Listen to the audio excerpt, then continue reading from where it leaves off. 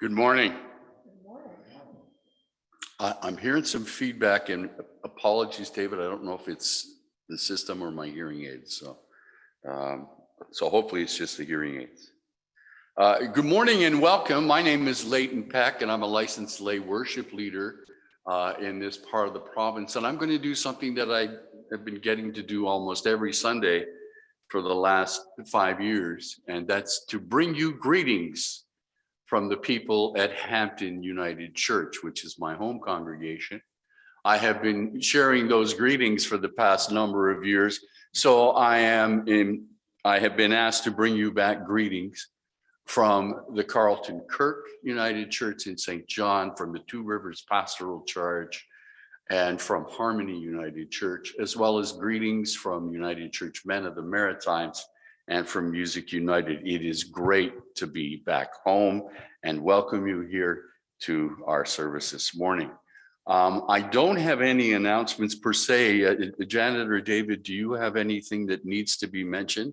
I would invite you to continue to monitor the situation with the pandemic and check in with the church to see what's happening, but we are likely going to be virtual for a few weeks. And I believe Ian is back next week with you, so look forward to that. So as we gather to worship, let us pause to remember that in this region we live, work, and worship on lands that are by law the unceded territories of the Wabanaki peoples, predominantly the lands of the Mi'kmaq, Wolastoqiyik, Pescotamatiyik, Penobscot, and Abenaki. May we live with respect on this land and live in peace and friendship with its people.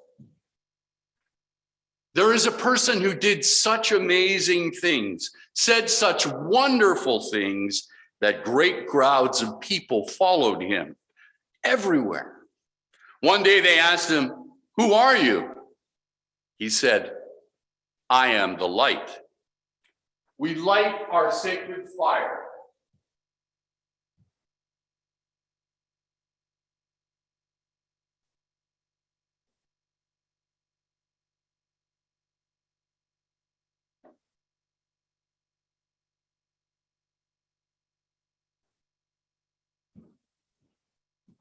We light the sacred fire, the Christ candle, the living flame that reminds us of the presence of God in our midst, the presence of God within us, between us, and all around us. I invite you to meditate on this light as we listen to our first hymn, "Morning Has Broken," And the music accompaniment will be provided by Deb Campbell and Donna Vigno.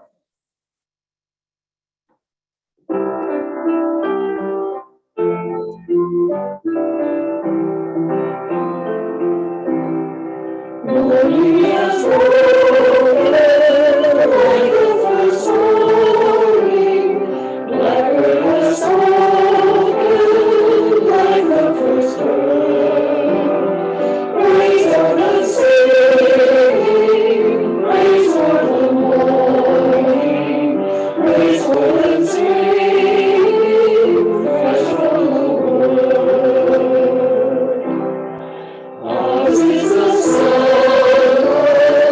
ours is the morning, born of the morning somewhere. Praise with elation, praise every morning, God's recreation of wonder day.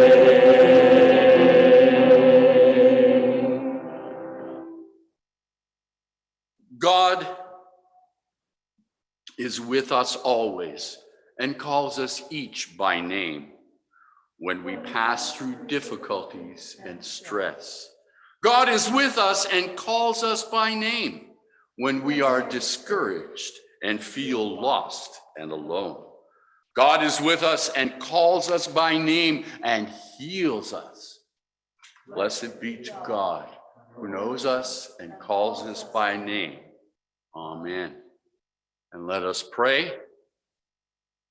Lord of hope and light, in the midst of darkness, you offered light to people who lived in fear.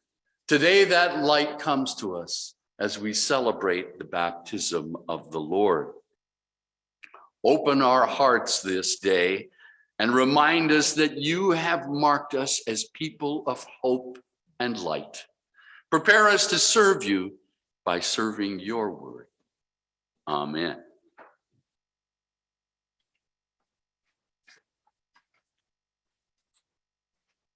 Today's scripture readings are taken first from the book of Isaiah, then the Psalm, and then a gospel. So our first reading is from the book of Isaiah, chapter 43, verses 1 through 7. Listen for the word of the Lord.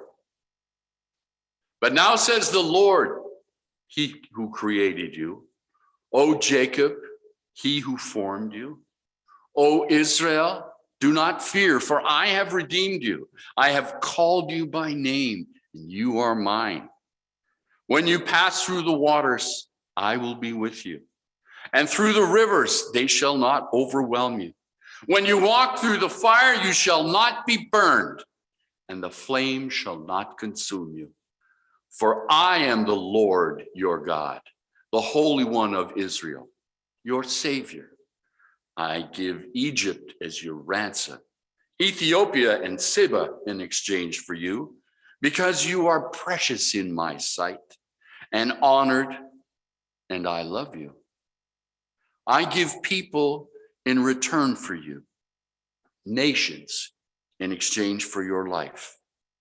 Do not fear, for I am with you. I will bring your offspring from the east, and from the west I will gather you. I will say to the north, give them up, and to the south, do not withhold. Bring my sons from far away and my daughters from the end of the earth. This is the word of the Lord. And our psalm this morning is Psalm 29. Ascribe to the Lord, O heavenly beings. Ascribe to the Lord glory and strength. Ascribe to the Lord of his name. Worship the Lord in holy splendor. The voice of the Lord is over the waters.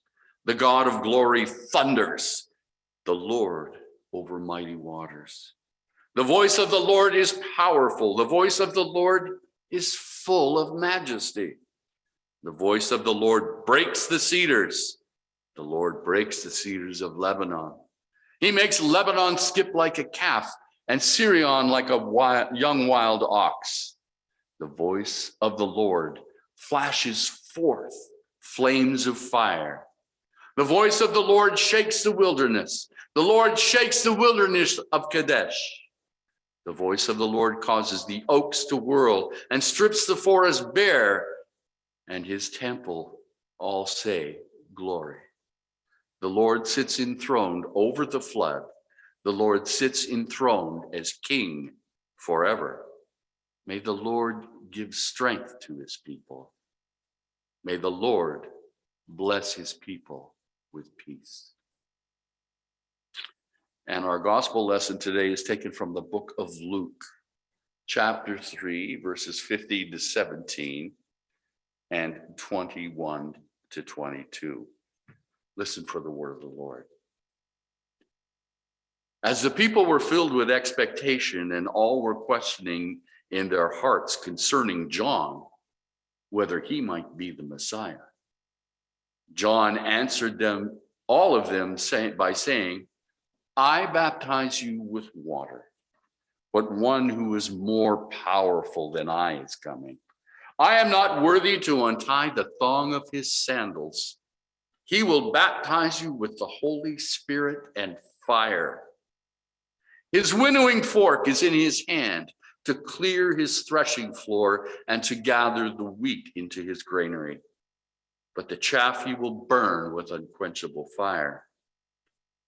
Now, when all the people were baptized, and when Jesus also had been baptized and was praying, the heaven was opened, and the Holy Spirit descended upon him in bodily form like a dove, and a voice came from heaven, you are my son, the beloved. With you I am well pleased. This is the word of the Lord. Thanks be to God. And now I'm going to turn it over to Janet to do a little instructing.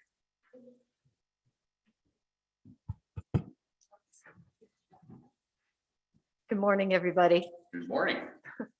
Over the latter part of the summer and for the fall, most of the fall, I suddenly got an urge to write a whole lot of hymns.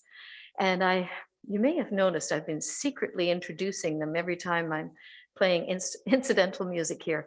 This is the first of those hymns that I'd like to present to you today. It's called Every Step, and the lyrics will be on the screen.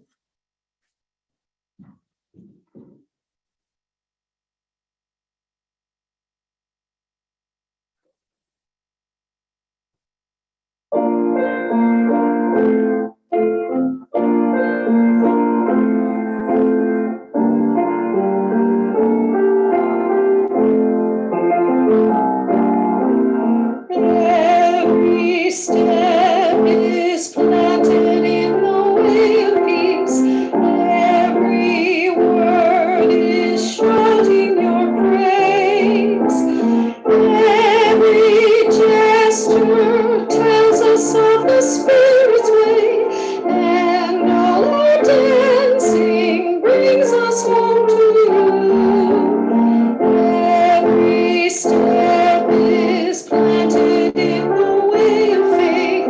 Every prayer leads straight to you. We trust in the Savior, trust in the Spirit, trust in the path of love and truth.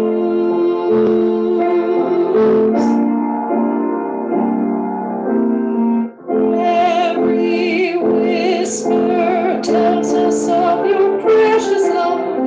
Every song is singing your praise. Every touch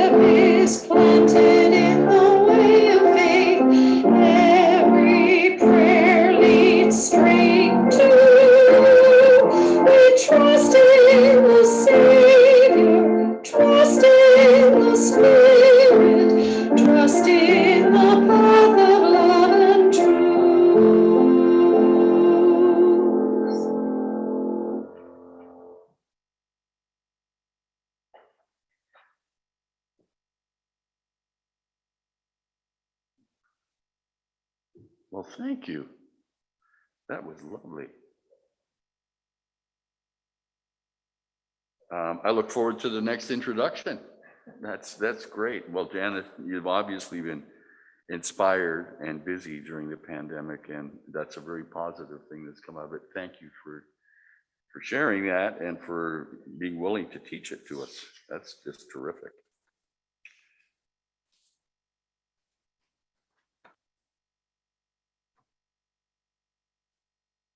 This is the part of the service you get called for. So let us pray. Holy One of many names, today we call you Abba, Father, Daddy. May the words of this meditation answer questions in the minds of some. May they stir up questions in the minds of others, yet when the words are finished, may none of us be satisfied with either the meditation or ourselves. Amen. The baptism of Jesus is one of the key events from the witness of his ministry. It is uniformly described in all four of the Gospels, along with things like the feeding of the 5,000 and the crucifixion and resurrection. And this lesson comes right on the heels of Epiphany. And I want to say something about Epiphany because for many followers of Jesus Christ, particularly in the Eastern Orthodox tradition, January 6th is an important day for them in that it's Epiphany, the day that they celebrate or acknowledge the visitation of the Magi to the child in Bethlehem. The Magi, people who watched and waited with great expectation for the birth of this special child who was to be named King of the Jews. And they recognized from their place far to the east that this child was both a king and a high priest. Now, in ancient times, to be a king and to be a priest was to follow two entirely different strains to the pinnacle of your profession. To be king and high priest, the last time it's mentioned in the books of the Bible is in the book of Genesis with a guy named Melchizedek around the time of Adam. And so here come these magi presenting gifts of gold and myrrh and frankincense. Even the gifts are symbolic because the gold is a gift you would normally give to a king. You would give gifts of gold. You've heard of the Sultan of Brunei receiving his weight in gold every year.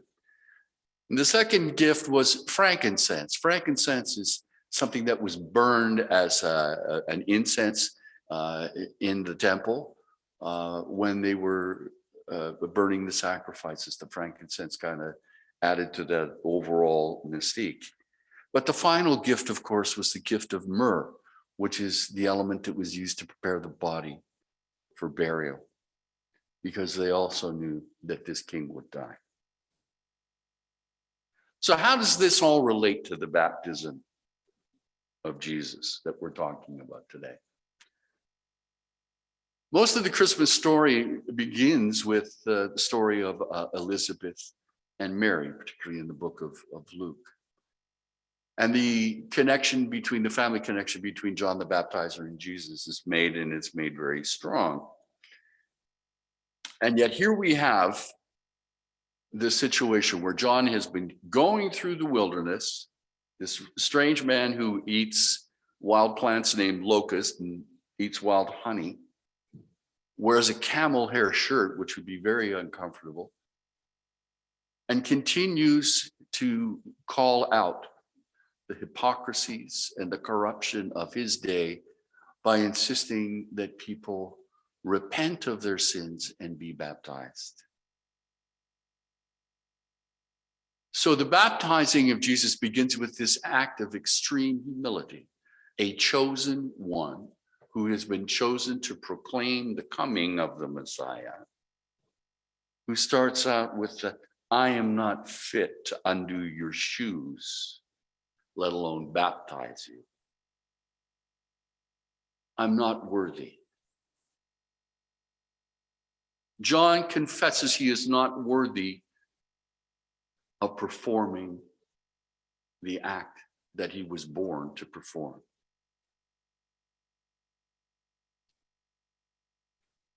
For his coming into the world was to proclaim Jesus. And we learn through the gospel that it is through Jesus that the world was made. As Stanley Jones, the noted theologian from the 1930s, would put it, the way is in Christ, and the world he created. It is in the very DNA. The fiber of our being, the essence of life itself, cries out for Christ. The Gospels all agree on the details of the baptism of Jesus by John in the River Jordan. And this, for me, was the life-altering implication of Jesus' baptism. You see, when you look at some of the themes and the analogies, the River Jordan actually flows from the Sea of Galilee and terminates at the Dead Sea. What a useful allegory or analogy of our lives. That we flow through our life from a birth in the Sea of Galilee along the Jordan River to the finality of the Dead Sea. And it's kind of interesting that these days, the Jordan River, which was such an important river at that time, the symbolism isn't lost on most of the people of Jesus' day. The Jordan River was where Joshua had the waters parted so that the children of Israel could walk across on dry land into the Jordan River. At the point of the river where Jesus was baptized, the water is fairly deep and running fairly slow. Regrettably, over time, one cannot baptize in the Jordan River at that point anymore because the water is too toxic now. So in this baptizing of Jesus, we have these linear events. Each of them sort of come together right after the birth of Jesus in each of the Gospels. His lineage is explained in Matthew and Luke. And after his baptism in all of the Gospels, he immediately goes to the wilderness for 40 days and for 40 nights to be tempted and to become victorious. And then his ministry begins. For it is at that moment of baptism that there is a collision of cosmic forces of good and evil. The world is never the same after Jesus comes out of the waters of the Jordan. It is the act of baptism then that shows us God in action. It is not something that we do, it is something that we receive to be baptized. A place where God is in it. It reminds me of a story that happened, or a situation that happened several years ago. As a matter of fact, it was early in the new year of 2005. I was preaching at Bell Street United Church in Ottawa, and a few days earlier, on the 26th of December, on Boxing Day in 2004, the massive tsunami had hit Southeast Asia. I don't know why in the midst of the sermon, I felt compelled to say something about the tsunami. It was nothing to do with the tsunami. We weren't talking about any of those kind of things. As a matter of fact, I was probably speaking on the King's Speech. But I felt compelled to say, people will say, where is God in the tsunami? How could God cause this to happen? At which point, the Spirit impressed upon me to say, God does not cause tsunamis to happen, but God is in the fallout from the tsunami. The universe has a natural order, and the tsunami happened as part of the natural order. And that's what I had said, but that God could be found in what was happening to the people who were suffering in the tsunami. At the end of church, as I was at the back of the sanctuary greeting people as they were leaving, there was an older woman talking to one of the church elders, and a younger woman standing beside her. The young woman turned to me and with tears in her eyes said, "Thank you for what you said about the tsunami." And then she went on to say, "My husband and I were on the beach at Banda Aceh on the 26th. She said, "We had just walked into a coffee house like a Starbucks. It was a little hut on the top of a rise looking down across the beach. And as we walked into the hut, nails started popping out of the floor and water started shooting up. She looked back over her shoulder and saw the bay, and the water had completely receded to the horizon. And there was a massive line of water, and it was coming right toward them. And they ran. And as that wall of water came and washed over them, she was swept up in the tsunami wave and washed up between a number of buildings, up against a berm. And as the wave began to recede, there were strangers who grabbed her from the top of the berm and pulled her to safety. She had no idea where her husband was. Later, she found that he had clung on to metal bars on a firmly built house or building as he ran by. And when the wave went away, he didn't get sucked out. And she said that it was true, that she felt so close to God after that incident, because the other people all came together. You see, when we go into the waters of our baptism, we have a cosmic encounter. The storms of life, emblematically in the baptismal waters, will roll over us.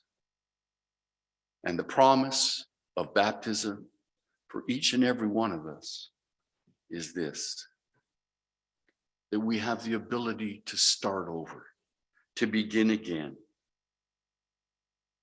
firm in the sure knowledge that we have found the way and are now firmly on it.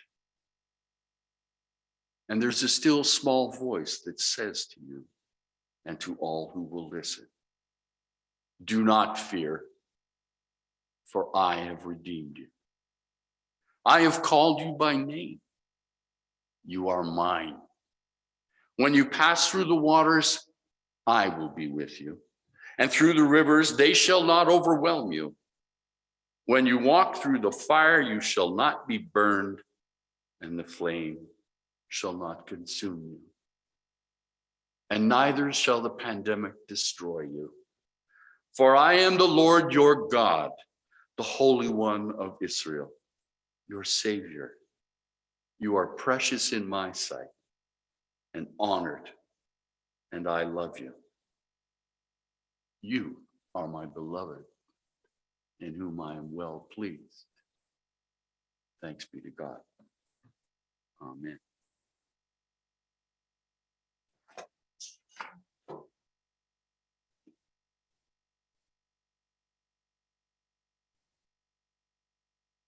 And let us sing our hymn, "I, Lord of Sea and Sky."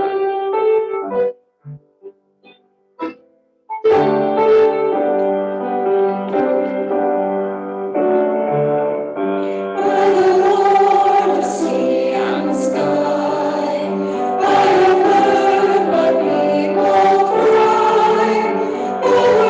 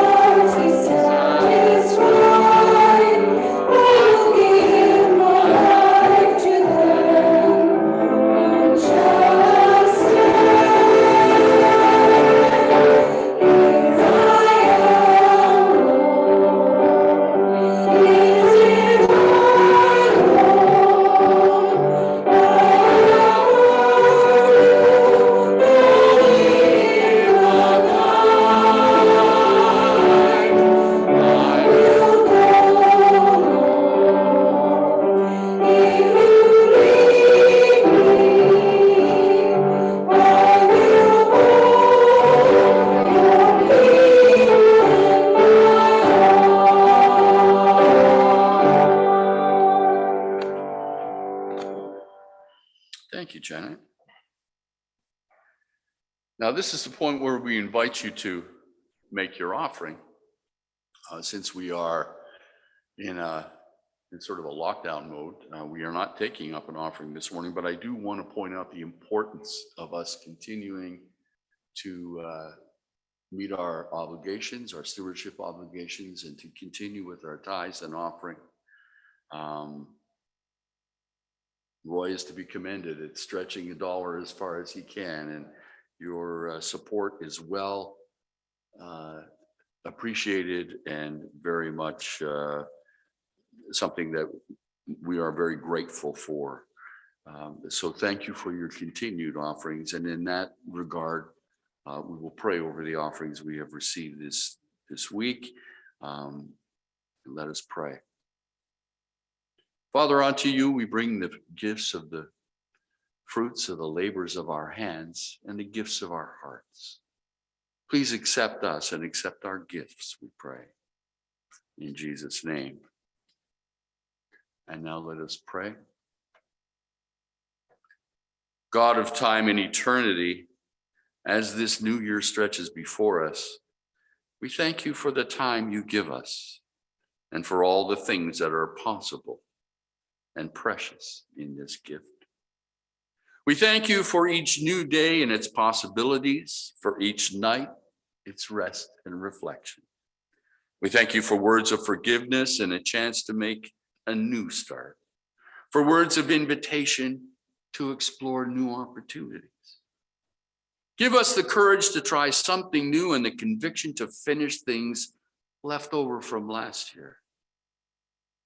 Make time spent this year your time, O God, and bless our time with you. God of moments and memories, we remember before you the people facing hard times in the months ahead. We pray for those struggling with illness, medical conditions, for those facing treatment or surgery with uncertain results. We remember them now, spoken or in silence. James Phillips.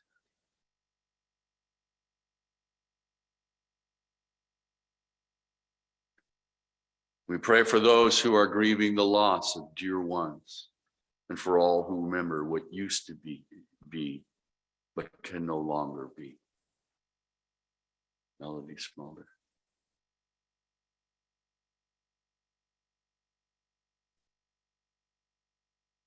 God of hopefulness and helpfulness, we remember those who are seeking new opportunities this year, those trying for new employments and looking for work, those developing businesses and seeking the right employees, for potato farmers who are stressed and challenged about the marketing of their potatoes, for healthcare workers, for people who provide essential services, for all who live in fear of the virus, for all who are lonely, sad, anxious, and confused. We pray for healing. And for those who provide services that improve life in our communities amid all these uncertainty around us, we remember them in silent prayer.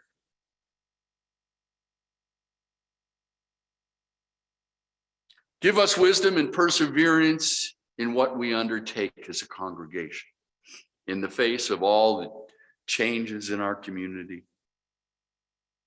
As we work together with the vision of your kingdom before us this year, fill us with love and generosity that can change the world because of your blessing and our response.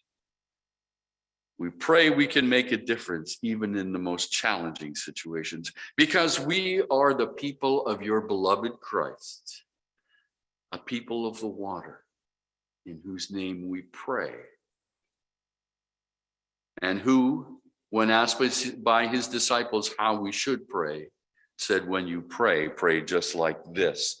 Our Father who art in heaven, hallowed be thy name.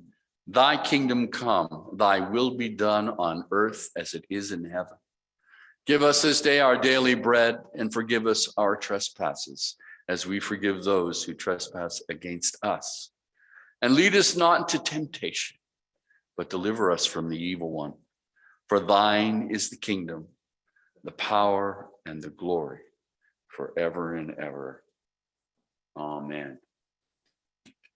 And every time I hear this, I remember Kelly Hudson Lewis announcing with great joy in 2018 how this was the hymn that everyone loved the best at Hampton United. So this is a song, Jesus, You Have Come to the Lake Shore. And I was sharing earlier with Janet that every time I hear this song, I think of Sidney Poitier. And that's a strange kind of connection because Sidney Poitier just passed away a few days ago.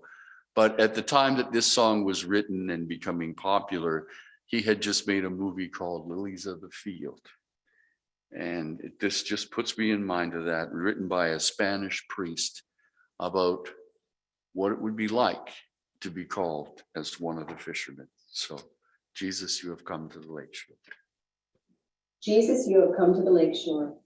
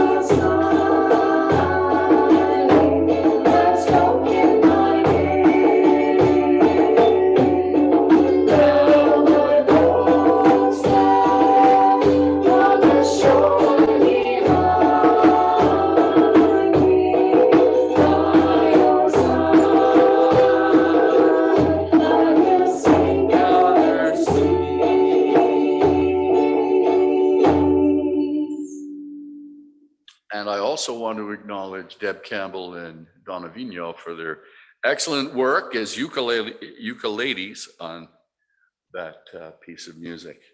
Well, our service is at an end. I would like to thank you for joining us this morning and for creating that quorum where two or three are gathered together. There I am also. So here in this virtual space, we have welcomed the Christ among us.